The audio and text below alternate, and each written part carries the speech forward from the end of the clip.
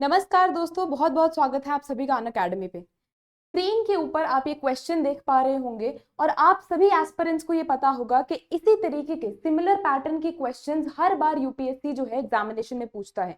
और अगर आप डेटा को देखोगे तो you will get to know कि अप्रॉक्स 20 के आसपास यूपीएससी हर ईयर इस तरीके के क्वेश्चंस पूछता है। बट यहाँ पे हमारे लिए आज की वीडियो में ये सब क्वेश्चंस डिस्कस करना इंपॉर्टेंट क्यों है?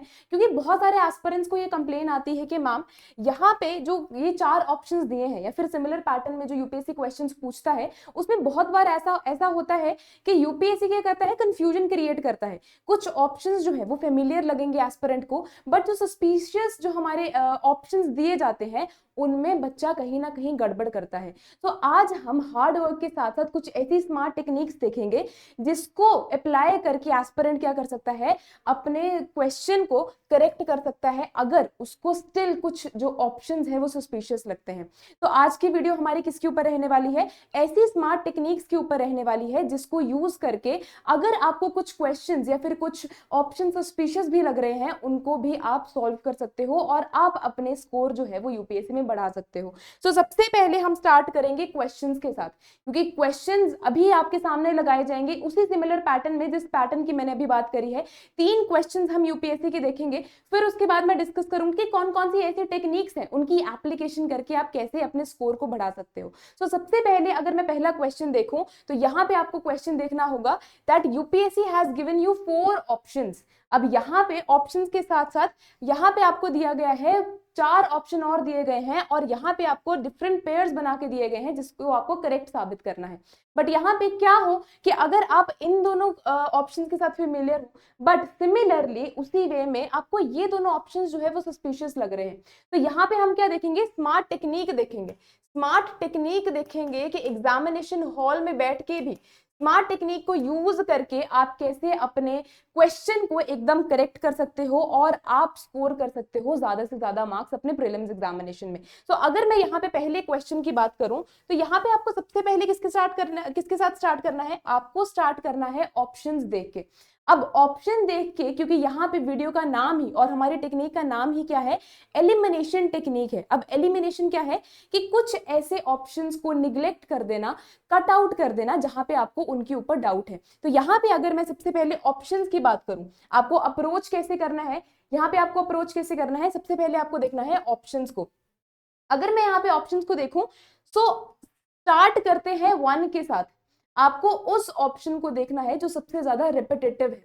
तो यहाँ पे अगर मैं सबसे पहले 1 के साथ स्टार्ट करूं तो यहाँ पे आप देख सकते हो कि ऑप्शन 1 में भी यहाँ पे पूछा गया है, यहाँ पे मेंशन्ड है 1 ऑप्शन।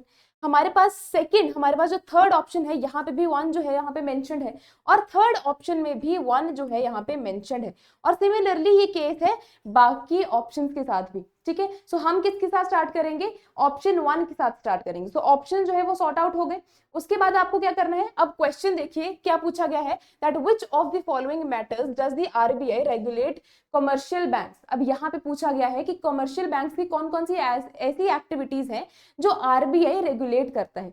तो यहाँ पे हमने क्या बोला था? सबसे पहले हम देखेंगे, फॉलो करेंगे ऑप्शन 1 को, क्योंकि ऑप्शन 1 हमारे यहाँ पे तीन ऑप्शंस में दिया गया है। सो ठीक है, स्टार्ट करते हैं हमारे ऑप्शन 1 के साथ। ऑप्शन 1 क्या दिया है? Liquidity of assets. अब मैं यहाँ पे अज्यूम कर रही हूँ that you have zero knowledge about this concept. आपको आरबीआई के फंक्शंस नहीं पता। अब मैं ये अज्यूम कर रही हूँ कि आपको एकदम जीरो नॉलेज है इस कॉन्सेप्ट की, बट आप अपनी कॉन्सेप्चुअल नॉलेज को यहाँ पे यूज करोगे, मतलब जो बेसिक अंडरस्टैंडिंग है। ठीक है, यहाँ पे मैंने किसकी बात करी? लिक्विडिटी ऑफ एसेट्स की। अब लिक्विडिटी क्या है कि आप किसी भी चीज को आप एकदम कैश में कन्वर्ट कर रहे हो। ठीक है, इजीली कन्वर्ट कर रहे हो। फॉर एग्जांपल जो आपका कैश है, जो आपके पास पॉकेट में मनी है, आपके पॉकेट में 10 रुपए होंगे, तो आप उसको निकाल के देखिए, वो that is liquid in nature. ठीक है, that is the highly liquid asset. तो यहाँ पे जो हमारे पास पहला ऑप्शन दिया है वो दिया है लिक्विडिटी ऑफ एसेट्स। अब यहाँ पे जो आरबीआई है वो क्या है? ये एक आप बोल सकते हो that it is a father of commercial bank. ठीक है, ये क्या है? हमारा एपेक्स बैंक है। और कमर्शियल बैंक्स क्या करते हैं? अगर उनको अपने एसेट्स जो है वो लिक्विड करवाने हैं, देन आरबीआई वहां पे हेल्प करती है। तो यहाँ पे ये ऑप्शन तो करेक्ट हुआ। लिक्विडिटी ऑफ एसेट जो है, यहाँ पे मैंने इंश्योर करा कि लिक्विडिटी ऑफ एसेट जो है वो आरबीआई का एक क्या है, आरबीआई फंक्शन परफॉर्म करती है, किसका, हमारे कमर्शियल बैंक का। तो यहाँ पे क्या हुआ, पहला ऑप्शन करेक्ट हुआ। तो यहाँ पे मैं एलिमिनेट कर दूंगी सेकेंड ऑप्शन, क्या करूंगी, मैं सेकेंड ऑप्शन को एलिमिनेट कर दूंगी, क्योंकि यहाँ पे 1 जो है वो नहीं दिया गया। पीछे बचे कितने ऑप्शंस हमारे पास, ए ऑप्शन बचा, सी ऑप्शन बचा और डी ऑप्शन बचा।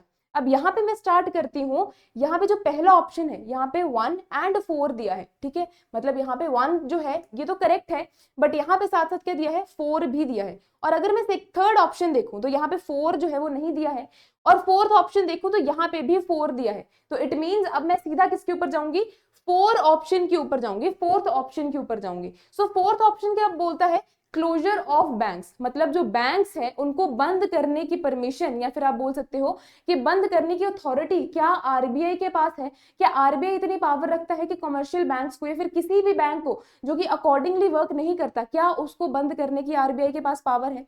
तो अगर आप एकदम कॉमन सेंस के साथ भी सोचोगे, आरबीआई क्या है, सभी जो हमारे रेस्ट ऑफ द बैंक्स है उनके क्या है, उनका फादर है, या फिर यू कैन से कि एपेक्स बैंक जो है हमारा आरबीआई है। अगर मैं उसको मद्देनजर रखते हुए देखूं तो यहाँ पे आप अपनी कॉमन सेंस के साथ भी यूज कर सकते हो कि यहाँ पे अगर इसके पास इतनी पावर है कि ये एपेक्स बैंक है, तो इसके पास क्लोजर ऑफ बैंक्स की भी पावर है। ठीक है, यहाँ तक मेरा सॉर्ट आउट हो गया, मेरे को पता लग गया कि फोर्थ ऑप्शन भी क्या है, एकदम करेक्ट है। तो यहाँ पे जब मेरे पास ये और ये ऑप्शन जो है, यहाँ पे फोर्थ ऑप्शन मेरे पास बचा है, तो मैं थर्ड ऑप्शन को एलिमिनेट कर दूंगी। यहाँ तक सबको समझ आया।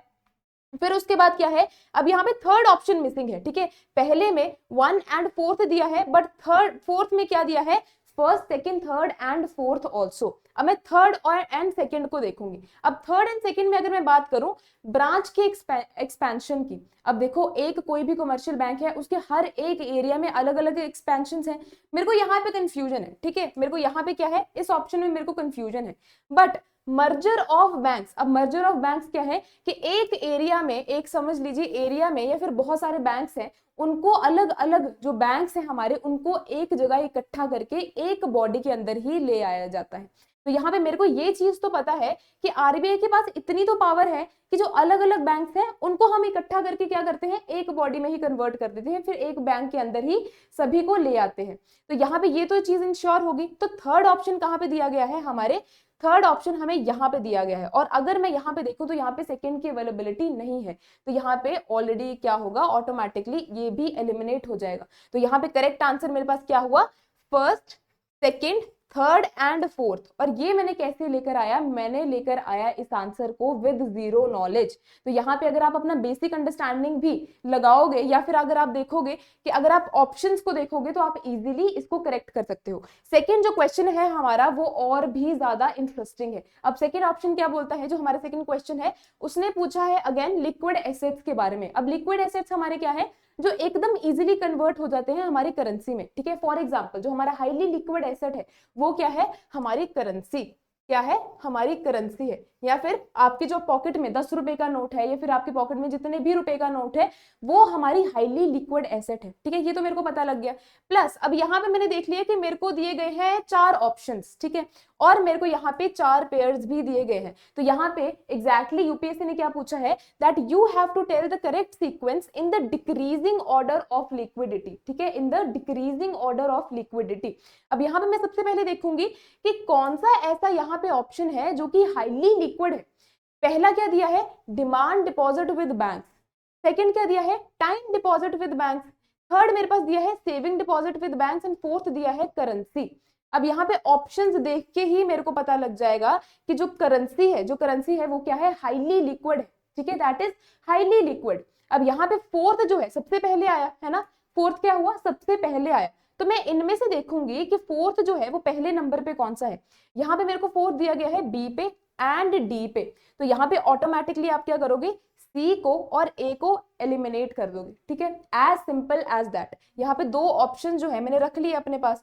फिर उसके बाद मैं देखूंगी, अब यहाँ पे ऑप्शंस में ही से ही आपको देखना है कि क्या दिया गया है। यहाँ पे आपको दिया गया है 1, एंड थर्ड दिया गया है। तो अब आपको सीधा किसके ऊपर जाना है, फर्स्ट ऑप्शन के ऊपर, और आपको जाना है थर्ड ऑप्शन के ऊपर। अब आपको इन दोनों ऑप्शंस को कंपेयर करना है, क्योंकि यूपीएससी ने आपको ऑप्शंस में ही ये दोनों जो ऑप्शंस है वो दिए गए हैं, ठीक है। पहले मैं सबसे पहले देखती हूँ फर्स्ट वाला। फर्स्ट वाला क्या है, डिमांड डिपॉजिट विद बैंक्स। अब डिमांड डिपॉजिट भी जो मेरे को इतनी क्लैरिटी नहीं है डिमांड डिपॉजिट की, मैं ये चीज अज्यूम करके चल रही हूँ। बट डिमांड डिपॉजिट्स क्या है कि समझ लीजिए आपका डिपॉजिट जो है, जो कि आप पैसा डिपॉजिट करते हो अपने बैंक्स में, आप जब भी उसकी डिमांड करोगे तो वो आपके पास पैसा आ जाएगा। अब आप डिमांड कैसे करते हो, आप बैंक जाते हो एटीएम लेके, ठीक है, आप उसको ऑपरेट करते हो और आप पैसा क्या करते हो, डेबिट करते हो। That is your demand deposit. अब मैंने देखना है कि डिमांड डिपॉजिट ज्यादा इजी है या फिर जो मेरे सेविंग डिपॉजिट्स है। और अगर मैं थोड़ा सा भी कॉमन सेंस लगाऊं बच्चे, तो यहाँ पे सेविंग हमारे डिपॉजिट्स क्या है, जो भी आपने पैसा सेव करके रखा है। अब हो सकता है कि वो एफडी भी हो, है ना, हो सकता है कि आपकी जो सेविंग्स है वो आपके घर वालों ने आपको एफडी की फॉर्म में करवाई हो। और एफडी का क्या इश्यू रहता है कि आप सर्टेन पीरियड तक उस चीज को या फिर उस पैसे को डेबिट नहीं कर सकते। तो यहाँ पे इन दोनों में से इजीली मैं कहाँ पे पैसे निकलवा सकती हूँ, मैं निकलवा सकती हूँ डिमांड डिपॉजिट्स के थ्रू। तो यहाँ पे पहला ऑप्शन क्या है हमारे पास, डी हमारे पास करेक्ट ऑप्शन आया, और मैं बी को एलिमिनेट कर दूंगी। तो यहाँ पे करेक्ट ऑप्शन कौन सा है, D is the correct option. यहाँ पे समझ आया। थर्ड जो क्वेश्चन है, that is on the latest pattern, that is on the latest pattern that is being followed by UPSC. यहाँ पे 2023 के बाद आप ये चीज नोटिस करोगे, 2024 और 2023 की अगर आप बात करो तो यहाँ पे आप चीज नोटिस करोगे कि 20 के आसपास जो क्वेश्चंस है यूपीएससी इसी तरीके से पूछ रहा है। और वो कौन सा तरीका है, फॉर एग्जाम्पल यहाँ पे यूपीएससी आपको ऑप्शंस देता है कि only 1 pair is correct, only 2 pair is correct, या फिर ओनली 3 पेयर इज करेक्ट, या फिर नन ऑफ देम। तो यहाँ पे बच्चे के लिए एलिमिनेट करना और ज्यादा मुश्किल हो जाता है। बट यहाँ पे हम फिर भी हम देखेंगे कि आप इस मेथड के थ्रू 2025 का जो प्रीलिम्स का एग्जामिनेशन आएगा, इस मेथड के थ्रू आप वहां पे भी कैसे अपने पेपर में एक्सेल कर सकते हो, ठीक है। तो यहाँ पे अगर मैं इस क्वेश्चन की बात करूं तो यहाँ पे दिया गया है 4 हमें डांस पेयर्स दिए गए हैं, और हमें दिया गया है क्या, और हमें दिए गई हैं डिफरेंट स्टेट्स जहां पे वो डांस जो है वो परफॉर्म होता है, ठीक है। पहला मेरे को दिया है भरतनाट्यम, दूसरा मेरे को दिया गया है कथकली, तीसरा मेरे को दिया गया है बिहू डांस, और चौथा मेरे को दिया गया है मणिपुरी डांस। अब मैं इनके पेयर्स देखती हूँ, तो मणिपुर डांस का अगर मैं पेयर देखूं तो यहाँ पे दिया गया है मणिपुर, और यहाँ पे आप इजीली रिलेट भी कर सकते हो कि ऑलराइट मणिपुर है और इसका जो डांस है दैट कुड बी मणिपुर, ठीक है। यहाँ पे मैं क्या अज्यूम कर रही हूँ कि आपको जीरो नॉलेज है हर एक चीज की, तो यहाँ पे आप अज्यूम करके चलोगे कि ठीक है ये वाला जो है ऑप्शन फ्रेंडली लग रहा है, मतलब मणिपुरी के साथ I can connected with Manipur. तो यहाँ पे ये फ्रेंड जो ऑप्शन है दैट इज फ्रेंडली, ठीक है। ठीक है, एक पेयर तो मेरे पास हो गया, ठीक है, एक पेयर जो है वो मेरे पास हो गया। नेक्स्ट क्या है, मैं देखती हूँ भरतनाट्यम। अब भरतनाट्यम को अगर मैं देखूं तो that is performed in Tamil Nadu. ये भी आपने मोस्ट ऑफ द टाइम जो है वो छोटे होते भी आपने पढ़ा होगा कि भरतनाट्यम क्या है, it is related to Tamil Nadu state. तो ये ऑप्शन भी, ये भी फेमिलियर है। थर्ड मेरे पास क्या है, कथकली, कथकली है। अब कथकली जो है अगर आपको पता होगा that it is performed in Kerala, and I am very very very sure कि यहाँ पे almost most of the aspirants को पता होगा कि जो हमारा कथकली डांस है that is performed in Kerala. तो यहाँ पे ये भी मेरे पास फेमिलियर है। बट अगर मैं बिहू डांस की बात करूं, इसका ऑप्शन मेरे को क्या दिया गया है, इसका ऑप्शन मेरे को दिया गया है वेस्ट बंगाल। तो यहाँ पे अगर आपको बिहू डांस का थोड़ा सा भी कॉस्ट्यूम का पैटर्न या फिर कोई भी स्टेप अगर आपको याद होगा तो ये आपको ऑप्शन बहुत सस्पिशियस लगेगा कि यहाँ पे जो बिहू डांस की बात करी गई है, how I can connect it with West Bengal, rather it is a dance of which state, it is a dance of Assam, it is a dance of Assam. तो यहाँ पे क्या हुआ, मेरे को ये वाला जो ऑप्शन है बहुत ज्यादा सस्पिशियस लगा, मैंने इसको क्या करा, एलिमिनेट कर दिया। और मेरे पास कितने ऑप्शन पड़े, मेरे पास जो पेयर्स करेक्ट हुए दैट आर 1, 2 एंड 4। बट यहाँ पे ऑप्शंस में आपको ये नहीं दिया गया कि either 1, 2 and 4 is correct, 1 and 2 is correct, 1 and 4 is correct, और कोई भी और ऑप्शन। यहाँ पे आपको क्या दिया गया है, कौन सा पेयर जो है वो करेक्ट है। तो यहाँ पे कितने पेयर करेक्ट हुए, मेरे पास 3 पेयर करेक्ट हुए, और the right answer is C only, क्योंकि यहाँ पे राइट आंसर उन्होंने क्या दिया गया है, ओनली 3 पेयर्स आर करेक्ट। तो यहाँ पे ऑप्शन जो करेक्ट हुआ वो क्या हुआ, सी इज द करेक्ट ऑप्शन, ठीक है। इस तरीके के आपको मैंने एग्जांपल्स दिए, एग्जांपल्स जो हैं वो दीज आर द पीवाईक्यूज। इन्हीं चीजों के थ्रू या फिर जो भी अभी मैंने आपको टेक्निक बताई, इसी को अप्रोच में लेके, इसी को फॉलो करके आप अपने 2025 का जो प्रीलिम्स है उसमें आप एक्सेल कर सकते हो। बस आपको इन सब चीजों को, इन सब जो टेक्निक्स हैं इनको फॉलो करना है, ठीक है। रादर अब मैं बात बताती हूँ किसकी, एक पॉइंटर्स बताते हैं जिनको आप अपने 2025 एग्जामिनेशन के लिए फॉलो कर सकते हो and you can excel in your examination. सबसे पहले क्या है, understand the context and pattern. अगर मैं इस ऑप्शन की, ये जो मैंने यहाँ पे एग्जाम्पल लिया था, भरतनाट्यम डांस का एग्जाम्पल लिया था और स्टेट्स का एग्जाम्पल लिया था, तो आपने यहाँ पे देखा होगा कि यहाँ पे कंटेक्स्ट और पैटर्न समझना है आपको। किसका? आपको समझना है उस पर्टिकुलर जो क्वेश्चन दिया गया है उसका कॉन्सेप्ट, और आपको पैटर्न समझना है, ठीक है। और अगर आपको कोई भी ऑप्शन अगर आपको सस्पिशियस लगे, उसको साइड में रख दीजिए, और जो पहले जो जिनके ऊपर आपको 100% ट्रस्ट है कि ये जो है मेरा एकदम 100% करेक्ट है, सबसे पहले उसको साइड करिए, ठीक है।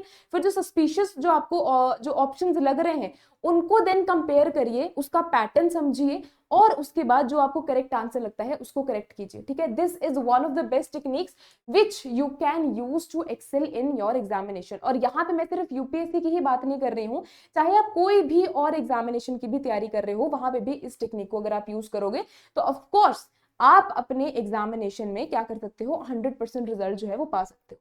नेक्स्ट मेरे पास जो पॉइंटर है that is focus on strongly familiar pair. वही जो मैंने आपको बात बताई कि जिनके ऊपर आपको 100% यकीन है कि मेरी नॉलेज यहाँ पे 100% है, यहाँ पे ये जो मेरी नॉलेज है that will not make my option incorrect in nature, यहाँ पे जो है मेरा एकदम करेक्ट होगा, तो वहां पे आपको सबसे पहले वो करेक्ट करना है।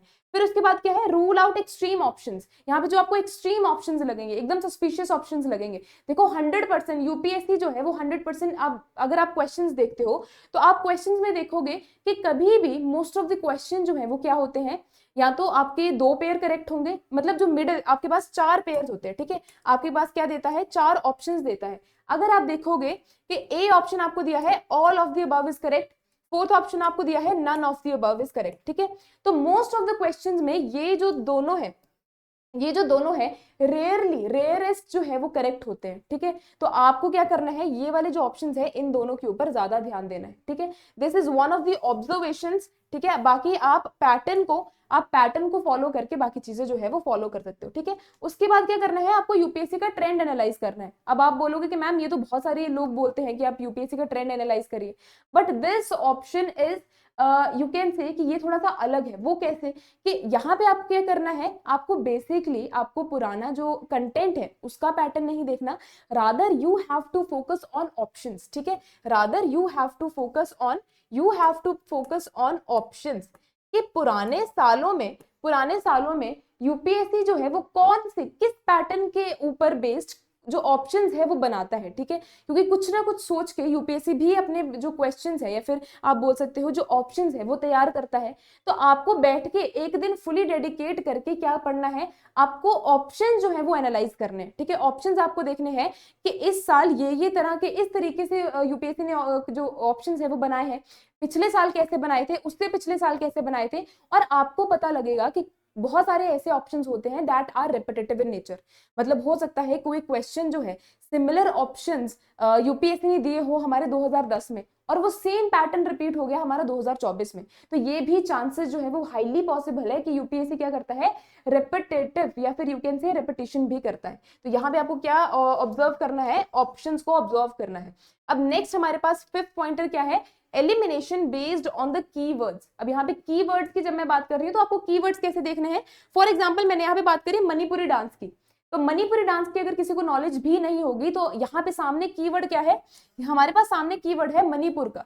तो इट मींस आप मणिपुरी डांस से मणिपुरी को अगर कन्वर्ट करोगे, मतलब आप मणिपुरी डांस से मणिपुर को अगर आप रिलेट करके देखोगे तो आपको पता लग जाएगा कि ये जो मेरा ऑप्शन है दैट इज करेक्ट। तो यहाँ पे किसके ऊपर फोकस करना है, कीवर्ड्स के ऊपर फोकस करना है। 6th जो मेन पॉइंटर है and the main technique is utilise common sense and probabilities. देखो हमारा जो सिलेबस है that is very vast in nature, and UPSC कभी भी ऐसा नहीं करता कि कुछ भी इररेलेवेंट पूछेगा आपसे। हमेशा या तो कोई चीज न्यूज में रही होगी, या तो एनसीईआरटी से पूछेगा क्वेश्चन, या तो जो आपके स्टैंडर्ड बुक्स में या फिर जो कॉमन चीजें चल रही हैं, basically most of the times उसी से ही क्वेश्चन जो है वो पूछा जाता है।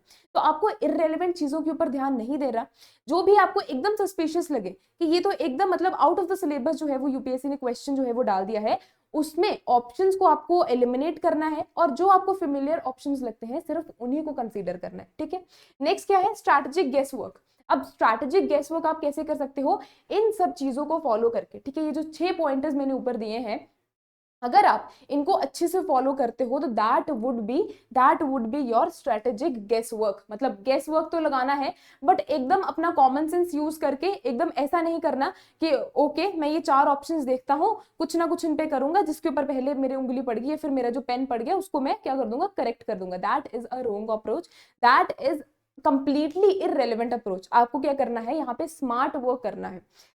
8 सबसे इंपॉर्टेंट पॉइंटर मेरे पास जो है that is your time management. Of course आपके पास क्वेश्चंस अटेम्प्ट करते हुए भी आपके पास लिमिटेड टाइम पीरियड है and your time is very valuable. ठीक है, आपको क्या करना है कि अगर कोई ऐसा क्वेश्चन आता है, क्योंकि ये बहुत ज्यादा चांसेस है, this happens with every aspirant, चाहे वो कोई सक्सेसफुल पर्सन हो या फिर कोई भी एस्पिरेंट हो जिसने अभी उसका फर्स्ट अटेम्प्ट है, ये चीज जो है हर एस्पिरेंट के साथ होती है कि कुछ ना कुछ ऑप्शन या फिर कुछ ना कुछ हमारे पास क्वेश्चन ऐसा आ जाता है कि उसमें अप्रोच लगाना भी मुश्किल हो जाता है। तो आपको क्या करना है, उस ऑप्शन को या फिर उस क्वेश्चन को छोड़ के पहले बाकी क्वेश्चंस करने हैं। ठीक है, टाइम जो है अपना एक क्वेश्चन के ऊपर, you do not have to stuck yourself on that particular question only कि ओके यहाँ पे तो है ये तो मैं अपनी ईगो पे ले गया हूँ क्वेश्चन को, जब तक ये करेक्ट नहीं होगा मैं नेक्स्ट क्वेश्चन की तरफ नहीं बढ़ूंगा। That is completely wrong approach. यहाँ पे आपको क्या करना है कि अगर आपको कोई भी सस्पिशियस क्वेश्चन लगता है, उसको छोड़ के पहले आपको बाकी सॉल्व करने हैं, फिर उसके बाद जब आपका पेपर कंप्लीट हो जाएगा then you have to come back on that particular question and then try these above 7 pointers. इनको यूज करके आपको अपना जो आंसर है उसको फाइंड आउट करना है। ठीक है, अब ये मैंने क्या बताया, हार्ड वर्क जो है वो हर कोई करता है। ठीक है, हार्ड वर्क जो है वो हर कोई करता है, आपके पास साल पड़ा है एकदम हार्ड वर्क करने के लिए। बट अगर कोई एस्पिरेंट हार्ड वर्क के साथ स्मार्ट वर्क या फिर स्मार्ट टेक्निक्स नहीं अप्लाई कर रहा, तो आज के टाइम पे यू कैन से कि जो चेंजिंग पैटर्न्स हैं यूपीएससी के, उनको अप्रोच करना बहुत ज्यादा मुश्किल हो जाता है। तो स्मार्ट वर्क तो करना है, जो हमारे पास हार्ड वर्क जो है, हार्ड वर्क तो सभी को करना है, सिलेबस कंप्लीशन हर एक को करनी है, बट सिलेबस को कंप्लीट इस कदर करना है कि वो एकदम स्मार्टली आप उस चीज को अप्रोच कर पाओ।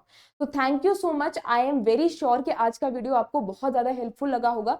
इस चीज को अप्रोच करके, फिर इस पर्टिकुलर टेक्निक को अप्रोच करके आप अपने 2025 एग्जामिनेशन या फिर जो प्रीलिम्स एग्जामिनेशन है उसको अप्रोच करोगे, then of course this will give you highly benefits. ठीक है, और यहाँ पे आपको ये चीज याद रखनी है that it is not going to help you in just UPSC examination, rather आप कोई और भी स्टेट पीसीएस का एग्जाम दे रहे हो या फिर किसी भी कोई भी आप गवर्नमेंट एग्जामिनेशन दे रहे हो या फिर कोई भी कॉलेज एग्जामिनेशन है, अगर दैट इज ऑब्जेक्टिव बेस्ड, तो आपको ये जो टेक्निक्स है वो बहुत ज्यादा हेल्प करेंगे। So thank you so much. Take care. Bye bye.